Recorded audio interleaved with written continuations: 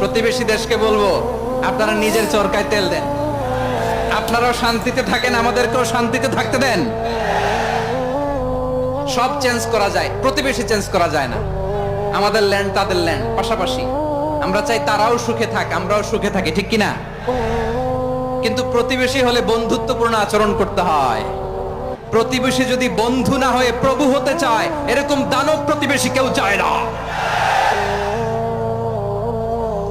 ভারত যদি বন্ধুত্ব উপহার দেয়, আমরাও বন্ধুত্ব দিব, কি বলেন?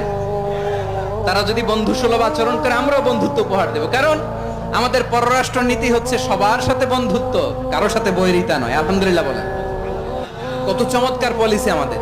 আমরা নির্বিবাদী, আমরা বাংলাদেশিরা শান্তিকামী। We are proud of that. এজন্য আমরা গর্ববোধ করি।